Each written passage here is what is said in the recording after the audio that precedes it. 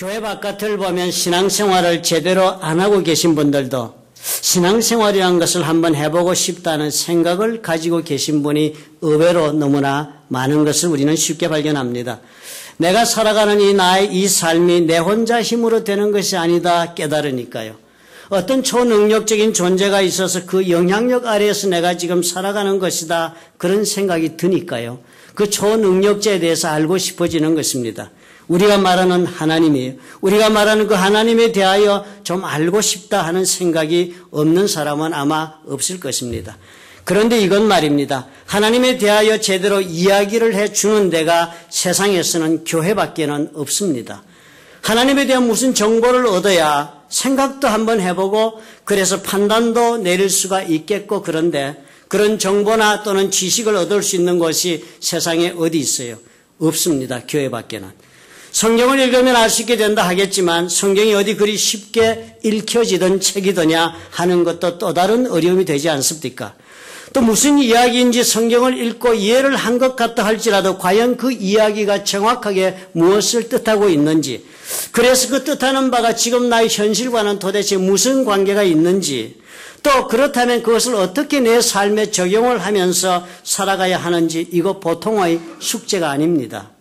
그러니 교회를 올 수밖에 없습니다. 그리고 또 그런 까닭에 교회를 가자고 소매를 끌 수밖에 없게 되는 것입니다.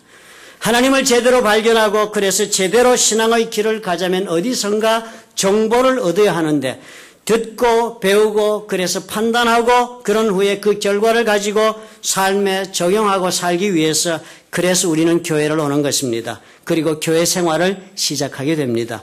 처음에 들어올 때는 얼마나 좋습니까? 기대가 있으니까요.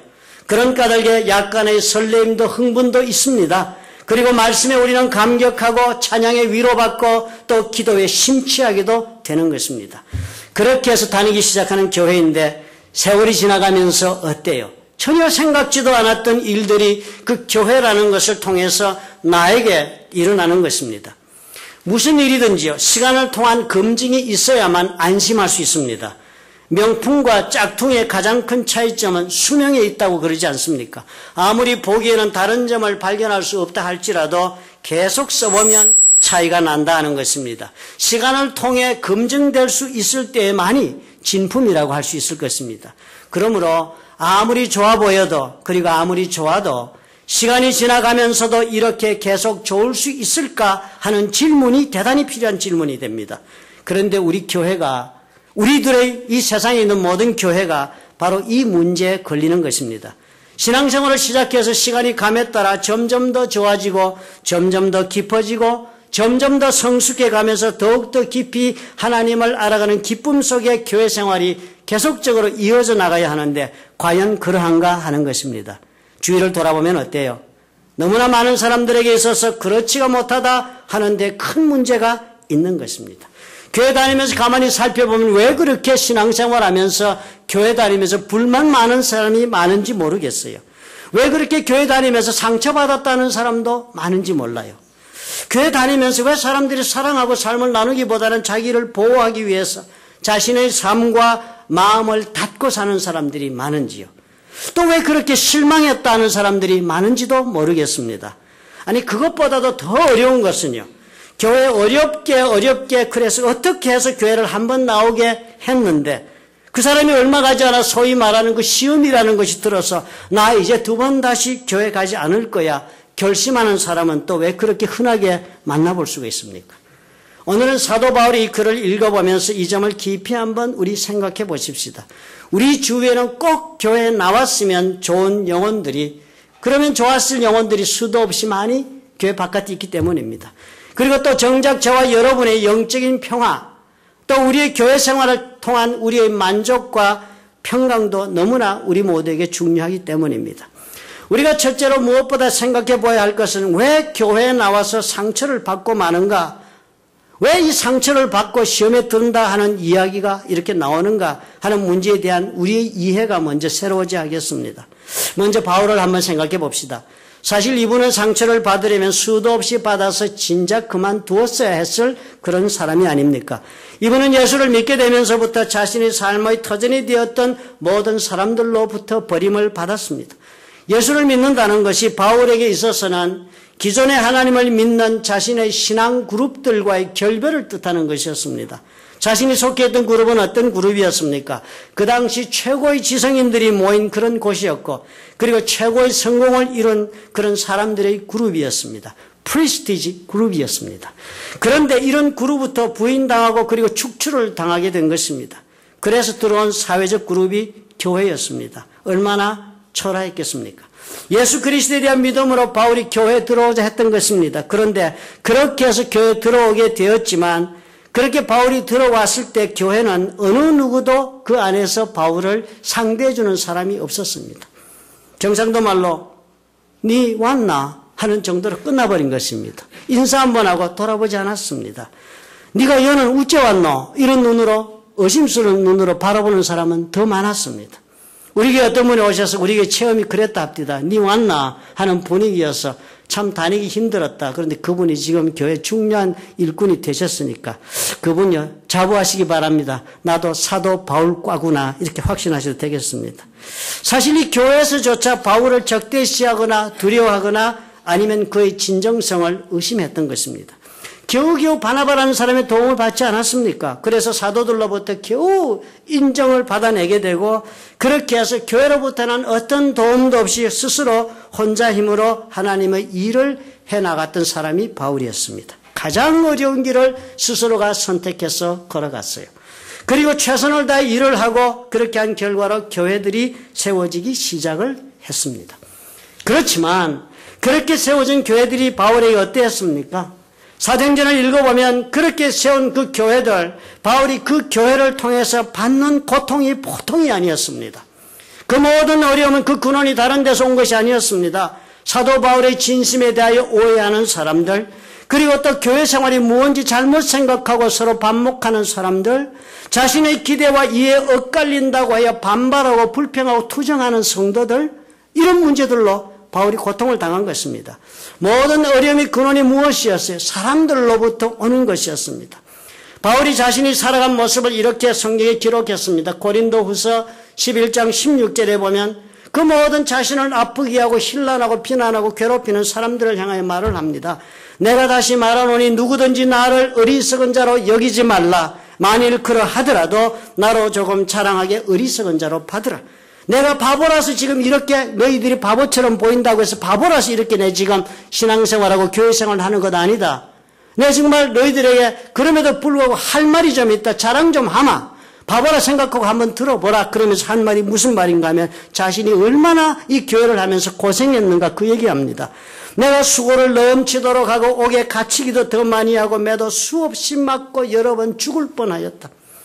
유대인들에게 40에 하나 감한매를 5번 맞았다. 유대인 법에 40대 이상 못 때리게 돼 있어. 아무리 죄를 지어 형벌을 가해도 40대 정도 맞으면 사람 죽으니까 40대까지 못 때려 그 이하 39대까지만 때리게 돼 있으니까. 바울이 그 말하는 거야. 나는 법정 최고한도로 매를 맞았다는 거예요. 그것도 누구한테? 유대인 자기 동족들한테 맞았는데 한 번도 아니고 5번씩 맞았답니다. 3번 태장으로 맞고 1번 돌로 맞고 3번 파선하는데 일주일을 기품에서 지냈다. 배가 파선이 돼가지고 길을 다니는 그 여행길에 여러 번 여행에 강의 위험, 강도 위험, 동족의 위험, 이방인의 위험, 시내의 위험, 광야 위험, 바다 위험, 거짓 형제 중의 위험을 당하고 또 수고하며 애쓰고 여러 번 자지 못하고 줄이며 목마르고 여러 번 굶고 춥고 헐벗었노라. 춥고 배고프고 고생했어요. 이런 고생했지만 바울이 그래 그건 문제도 아니다. 그렇게 말씀을 하는 겁니다. 바울은 이런 고생이 힘든 것이 아니라 정말 내가 힘들었던 일이 있다. 그러면서 그것을 이렇게 표현합니다. 28절에 기록하기를 이 외에 이런 고사하고 이런 고생한 것 모든 거 다 고사하고 날마다 내 속에 눌리는 일이 있으니 곧 모든 교회를 위하여 염려하는 것이다. 그랬습니다. 교회 때문에 염려하는 것 이것이요. 죽을 고생한 것보다도 훨씬 더 나를 더 염려하게 만든다는 것입니다. 그런데 이 교회라는 것이 무엇이었습니까? 모두가 다 사람들로 인한 문제였습니다. 그 당시 바울이 교회 큰 거 사가지고 페이먼트 못해서 고민하지 않았습니다. 교회가 안 돼서 뭐 어쩌고 저쩌고 이런 고민 바울 하지 않았습니다. 바울이 염려한 거죠. 모든 사람들이 가르침을 받고도 그 가르침에 따르지 않고 제멋대로 사는 그런 사람들 때문에 고통받았습니다. 서로가 잘못된 판단으로 서로 비난하고 판단하고 싸우고 파당짓고 오해하고 그리고 갈라쓰고 미워하고 그리고 나아가서는 바울도 대적하고 그리고 바울은 회당에서 쫓겨나고 교회는 또 회당을 떠나서 다시 시작하고 이런 일들이 어려움이었습니다. 바울은 그토록 어려움을 겪으면서 교회 생활을 해나겠지만 그렇다고 해서 바울은 어떻게 해요? 포기하지 않았습니다. 오히려 그는 이렇게 말을 했습니다. 갈라디아서 6장 17절에 그 많은 고통을 주는 사람들을 대하여 최후의 선언을 해요. 이후로는 누구든지 나를 괴롭게 말라. 내가 내 몸에 예수의 흔적을 가졌노라. 그만해라 이제 나에게. 예수의 흔적이라 번역된 단어는 여러분도 잘 아시다시피 스티그마라는 그리스어입니다. 영어로 번역하면 마크라는 뜻이 됩니다. 옛날 고대 사회에서 종들은 자기의 주인이 누구인지를 표시하는 그런 문신, 마크 이런 것들을 몸에 상처를 내어서 그렇게 새기고 살았습니다. 바울은 그렇게 비유하는 것입니다. 교회로부터 사람들로부터 어려움을 받고 상처를 받고 그렇게 했지만 그래도 나는 그 상처가 오히려 예수님의 종이라는 표시가 된다. 마크가 된다. 내 몸에 그 흔적이 있다 하면서 모든 것을 이기고 살아나갔습니다. 결국 이런 바울을 보면서 우리는 한 가지를 깨달을 수가 있습니다. 우리가 교회를 다니면서 상처를 받는다 하는 것도 사람에 따라 아니 사람 나름이다 할 수 있는 것입니다. 누구나 다 상처를 받아요. 그러나 동일한 상처를 받아도 어떤 사람은 그 상처 때문에 쓰러지고 말지만 또 어떤 사람은 그 상처를 받았어도 바울처럼 멀쩡하게 교회 생활을 해 나가더라 한다는 것입니다. 바울을 보니까 그래요. 바울이 교회로부터 받은 상처는 우리가 말할 수 있는 그 어떤 상처보다도 감당하기 어려운 큰 상처였습니다. 그렇지만 그럼에도 불구하고 바울은 어떻게 해요? 한 번도 절망하지 않았습니다. 아니면 한 번도 자신의 교회 생활을 후회하거나 그렇게 원망한 적이 없습니다. 아니 그 어떤 경우에도 바울은요. 그가 교회로부터 받은 상처 때문에 쓰러진 적도 없습니다. 어떻게 바울이 이렇게도 많은 상처를 받았으면서도 멀쩡하게 교회 생활을 해나갈 수가 있습니까? 바울이 그만큼 영적으로 강한 사람이기 때문이었습니다. 어떤 상처를 받아도 이겨낼 수 있을 만큼 바울이 영적으로 강인한 사람으로 서 있었기 때문이었습니다. 상처가 보잘것없어서가 아니었어요. 바울이 사람들로 받은 상처는 엄청났습니다. 오죽하면 이제 그만 나를 괴롭히라 그렇게 했겠습니까? 이미 내 몸에는 상처가 충분하다. 예수 그리스도의 그 상처, 그 십자가의 상처가 이미 내 몸에 수도 없이 흔적으로 남아있다 할 정도로 큰 상처를 받았던 사람입니다. 그렇다면 문제가 뭐예요? 우리 자신, 저와 여러분, 우리 성도님들 각 개인의 영적인 힘에 이 모든 것이 달려있다 해도 과언이 아닙니다. 우리가 영적으로 연약해서 문제가 생기는 것입니다. 마치 이 독감에 걸리는 것과 같다 생각이 듭니다. 독감 바이러스는 온 천지에 널려 있습니다. 여기저기 다 있습니다. 우리 몸에 독감 바이러스 언제든지 쳐들어올 수 있습니다. 부주의한 접촉에 의하거나 더러운 손이거나 뭐 이렇게 들어올 수 있습니다. 그러나 이 독감 바이러스가 우리 몸에 들어왔다고 누구나 다 독감에 걸려 죽을 고생하는 거 아니잖아요. 사람마다 다 정도의 차이가 있는 것입니다. 어째서요? 각자의 그 면역력의 차이에 따라서 감기를 앓는 정도도 달라지는 것입니다. 그러니까 우리가 이렇게 이해를 해야 합니다. 내가 교회 생활 해나가면서 상처를 받아 감당하기 어렵다. 이래서 도저히 더 이상 교회 생활을 계속해 나갈 수가 없다 하는 그런 갈등이 일어나거든. 그때는 이렇게 생각을 시작하셔야 합니다. 내가 도대체 어느 부분이 이토록 연약해서 이런 상처에 이토록 괴로워하는가 하는 질문을 스스로 해보는 것입니다. 내가 강하다면 아무리 외부로부터 나를 아프게 공격해오는 그런 사람과 일들이 있어서 내가 상처를 받았다 할지라도 어떻게 해요? 이겨낼 수가 있는 것입니다. 사람으로 해서 시험을 받아 심령의 고통을 겪거나 갈등에 빠져 교회 생활을 계속하기 어렵다 싶을 때는 반드시 이 점검, 자신의 영적인 건강 진단, 이것을 자가 진단을 스스로 해볼 필요가 있습니다. 교회는 우리 모두에게서 얼마나 중요합니까? 하나님을 알게 해주는 장소니까요. 하나님을 알게 해주는 그런 중요한 역할을 감당해 주는 그런 곳이라는 점, 그래서 이 교회를 통한 축복을 우리가 빼앗겨서는 안 된다는 점을 우리가 생각한다면 이런 아픈 자가 진단, 이런 아픈 자신의 영적인 건강 진단의 노력은 반드시 좋은 영적인 보답을 저와 여러분에게 가져다 줄 수 있습니다. 오늘 빌립보서에서 바울이 말한 이 말씀을 음미하면서 우리는 이 비결을 발견하는 것입니다. 바울도 우리와 같은 사람이잖아요. 우리와 같이 예수 믿는 사람이잖아요. 바울도 고린도에 갔을 때 그 많은 사람들 가운데 자신의 겪은 일을 설명하는데 고린도 교인들에게 고린도전서 2장 3절에 이렇게 적어 보냈습니다. 내가 너희 가운데 거할 때에 약하며 두려워하며 심히 떨었노라. 겉으로 보기에 당당하고 자신만만한 복음 전도자 같았지만 이 사람 고린도께 복음 전하면서 한 말이요. 너희들 가운데 나 심히 연약했다. 심히 연약하고 두려워하고 심히 떨면서 이 모든 일을 내가 했었다라고 고백한 것 아닙니까? 바울 그도 우리와 같은 성정을 가지고 우리와 같이 어려운 일 위기에 처하거나 공격을 받거나 하면 심히 두려워 떨기도 하는 그런 보통의 사람이었습니다. 그렇지만 그런 바울이었지만 그는 확신에 차서 교회와 성도들의 관계를 맺고 계속적으로 발전시켜 나갔습니다. 신앙생활을 계속해 나갔습니다. 잘못된 사람들과 일로에서 받는 상처가 수도 없이 많았지만 그럼에도 불구하고 그는 기쁨을 잃지 않고 살았을 뿐 아니라 예수를 믿는 감격 속에 자신의 삶을 이루어 나갔습니다. 오늘 바울을 보니까 그 비결이 보입니다. 그 첫째 바울의 비결은 다른 것이 아니었습니다. 하나님께서 결론을 내신다는 태도를 가지고 교회 생활했습니다. 다시 말하면 나의 옳고 그런 것은 사람들의 말이나 의견이나 그것으로 결정나는 것이 아니다. 나의 옳고 그런 것은 오직 하나님께서 내시는 결론에 달려있다고 믿고 사는 신앙 태도인 것입니다. 빌립보서 1장 19절을 보겠습니다.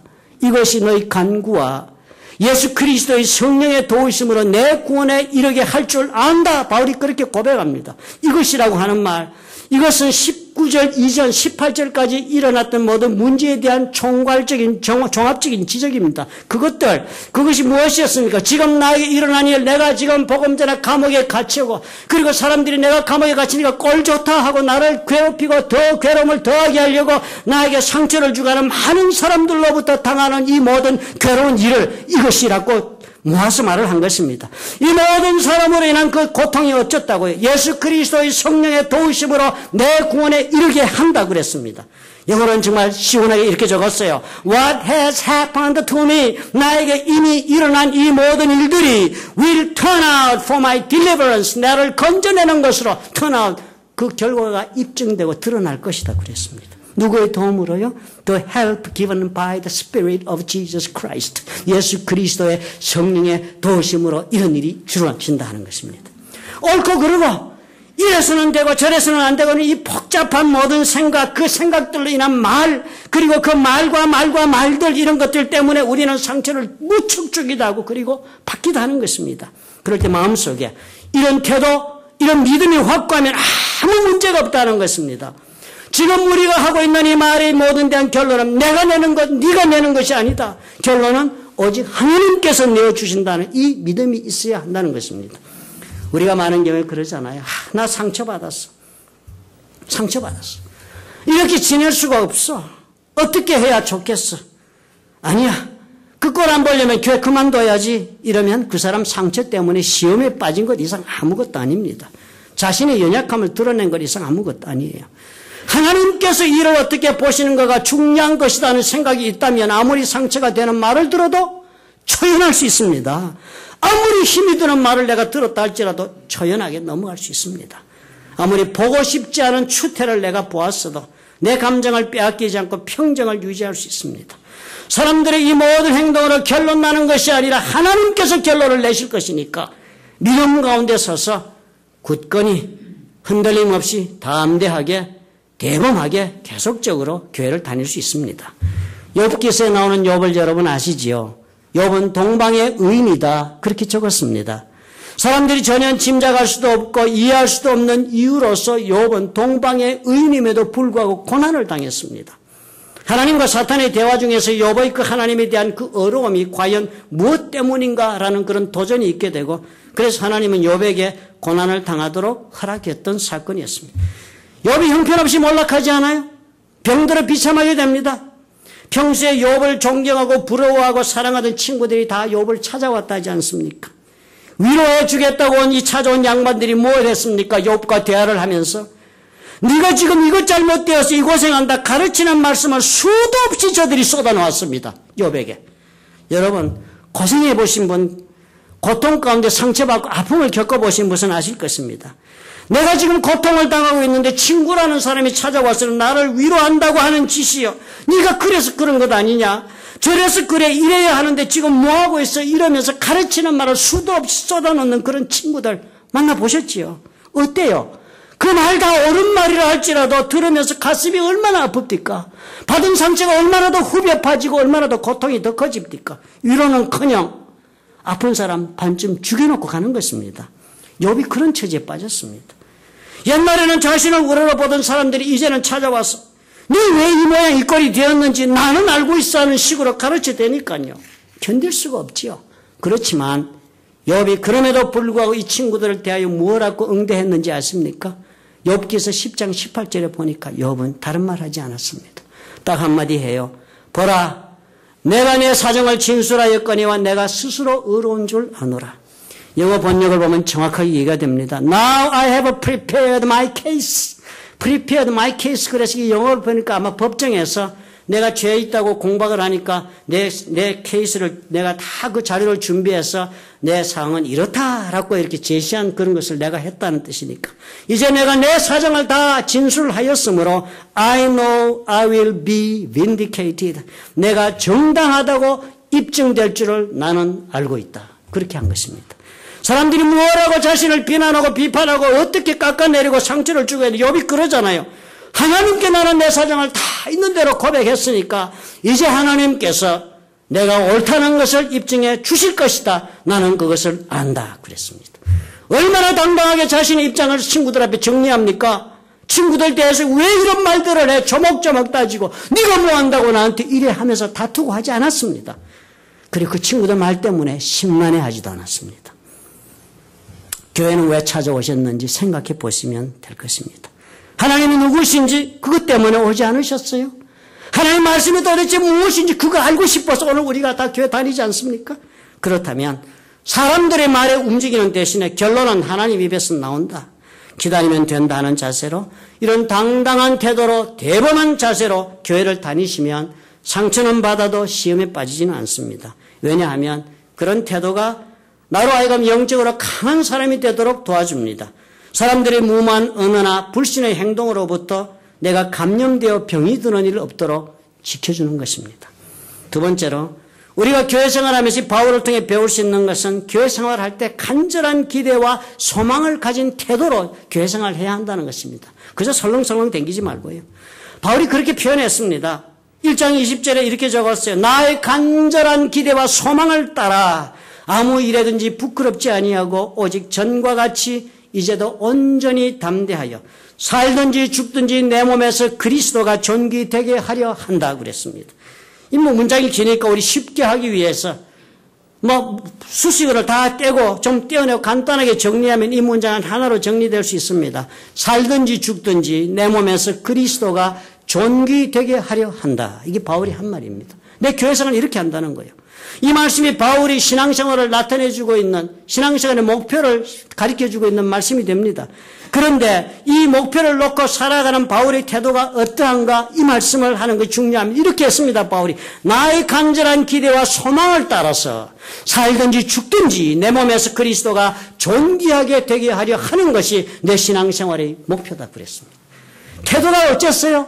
나의 간절한 기도와 소망을 따라서 나의 간절한 기대와 소망을 따라서 내가 하는 것, 이 태도가 내 신앙 태도다, 교회 생활의 태도다는 것입니다.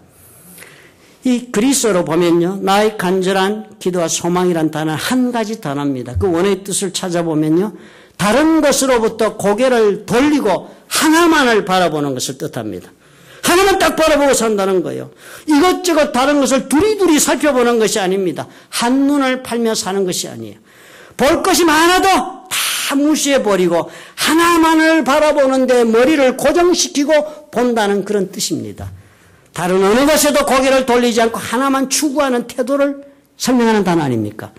이런저런 자진일구레한 문제들 바라보면서 신경 쓰고 마음 빼앗기고 하는 대신에 대범하게 저 먼 곳 한 곳에 눈을 두고 머리를 고정하고 곧장 한 길만 바라보고 걸어간다 하는 것이 아닙니까? 교회 다니시면서요, 두루두루 찾으시는 분 상처받고 시험받고 하기 쉽습니다. 교회 다니면서 여러 가지 일 다 재미 보고 교회 생활 하시려고 하면 그런 교회 찾으시면 상처받고 졸도하십니다. 그보다는 뭐예요? 딱 한 가지 좋은 목표만 정하는 거예요. 그리고서는 내 머리를 그것에다 고정시켜 다른 것은 보지 않기로 마음을 결정하고 교회 생활 하셔요. 대범하게 그것만 보고 걸어가야 합니다. 교회는 예수께서 세운 곳이라 하십니다.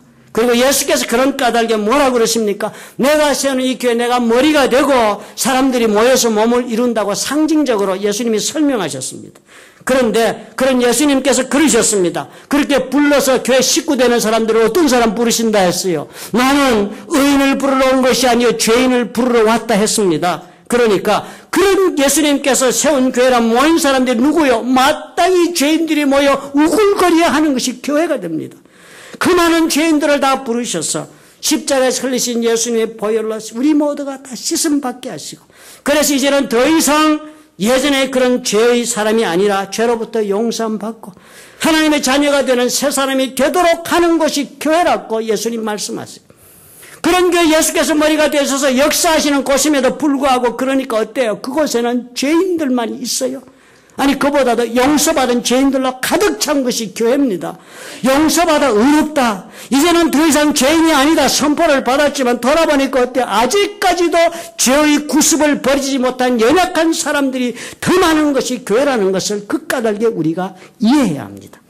그렇지만 그 모든 것들도 하나님의 때가 되면 이 모든 것 다 해결해 주시겠다고 예수님 말씀하셨으니까 하나님의 손에서 그때까지 그러므로 이것저것 문제는 늘 있다는 걸 인정하고 그것 보느라고 내 마음 빼앗기지 않는 사람이 현명한 교회 생활을 하는 것이 아니겠습니까? 바울이 그러는 것입니다. 그러므로 이것저것 다 쳐다보지 않는 것입니다. 딱 한 가지 예수님이 나를 통해서 높임을 받을 수 있는가 이것만 생각하면서 교회 다니겠다고 그랬습니다. 나 때문에 예수님 높아지는 길 한 가지 뿐이지요. 예수님처럼 사셔야 해요. 이것만 생각하고 교회 생활해야 하는 것입니다. 예수님처럼 사는 것이 무엇인가요? 하나님 사랑하고 내 몸을 사랑하듯 이웃을 사랑하는 것입니다. 그것만 생각하고 그것만 생각하고 교회 생활하는 것으로 모든 걸 끝내겠다는 태도가 우리 모두에게 필요합니다. 저는 좋아하면서도 참 의아스럽다 하는 복음 선거가 하나 있습니다.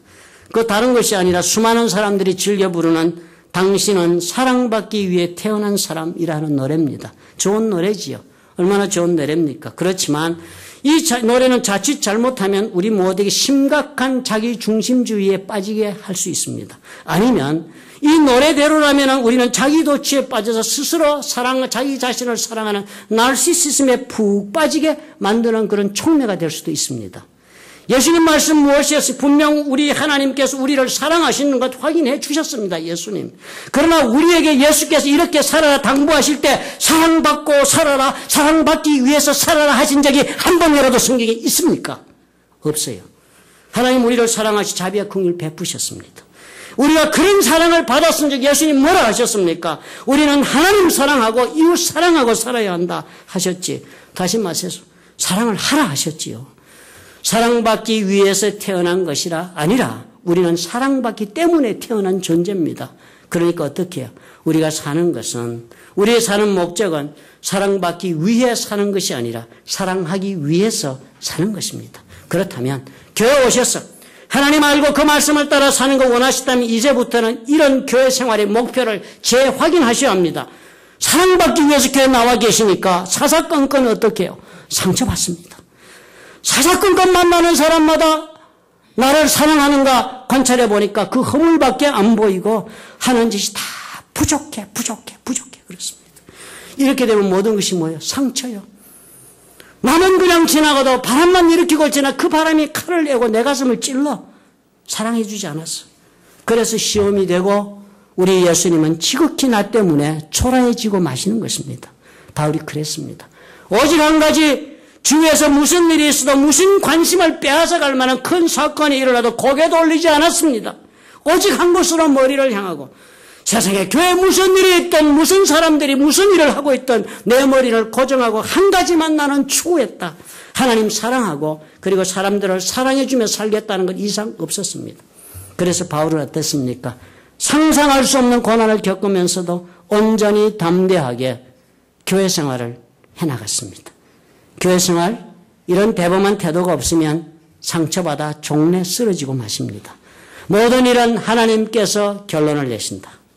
그러면 나의 옳고 그름도 어떻게? 사람의 손에 있지 않다. 하나님께서 밝혀주신다 하고 담대하게 생각하고 사람들과 씨름하지 않는 교회 생활의 태도. 그리고 오직 나는 한 곳만 바라본다. 이것저것 복잡한 일 그만두고 나는 예수님 말씀처럼 사랑하고 사는 일 그것만 집중하고 살아가겠다. 이런 대범한 태도를 품고 사시면 상처를 받아도 시험되지 않습니다.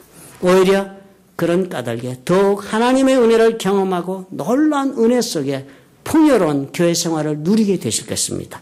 대범하게 여러분 신앙생활 하십시다. 믿으시면 아멘 하시기 바랍니다.